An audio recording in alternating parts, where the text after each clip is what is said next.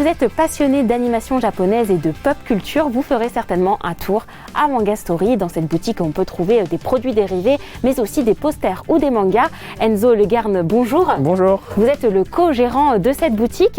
Alors la boutique a ouvert il y a à peu près 4 mois. Est-ce que les amateurs de manga sont au rendez-vous? Alors oui, ils sont au rendez-vous. Ils sont très contents d'avoir un lieu comme tel proche de chez eux. Du coup, oui, au rendez-vous depuis maintenant 4 mois. Ils sont très contents. Est-ce que les Versaillais sont amateurs de manga? Pourquoi avoir finalement créé cette boutique dans Versailles? Tout simplement parce que c'est quand même Versailles, c'est quand même une ville importante de la région, avec le château juste en face. Du coup, et puis même Versailles, c'est pas forcément proche de Paris. Il y a quand même pas mal de temps en transport. Du coup, c'est quand même l'occasion que les habitants du secteur puissent avoir un lieu comme tel pour pouvoir se retrouver, acheter des produits des séries qu'ils aiment. Vous avez beaucoup de produits dérivés.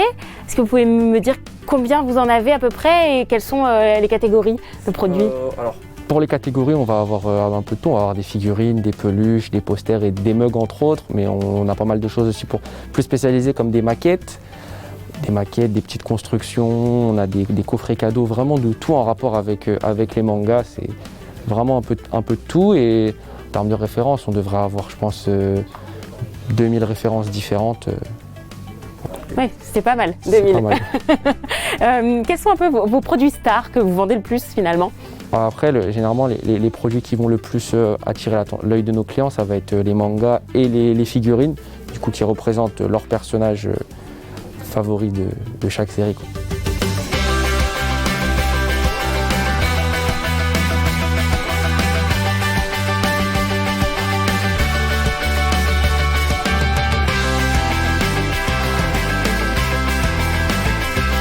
Est-ce que vous pouvez peut-être nous présenter un de vos coups de cœur?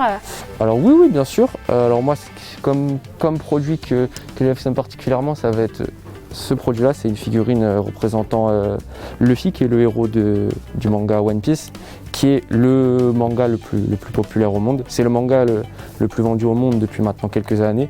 Donc voilà, c'est une figurine qui représente le héros sous différentes formes. Il y a de nombreuses boutiques de manga qui maintenant se développent un peu. À votre avis, qu'est-ce qui fait que la culture manga est de plus en plus appréciée et populaire en France finalement? Parce qu'elle est de plus en plus accessible maintenant pour tout le monde, avec les plateformes de streaming pour les animés, les mangas. Du coup, maintenant, les rayons librairies de chaque boutique se développent. À la Fnac, il y en a de plus en plus, partout en fait, partout. Puis même avec Netflix, qui a maintenant un large catalogue d'animés.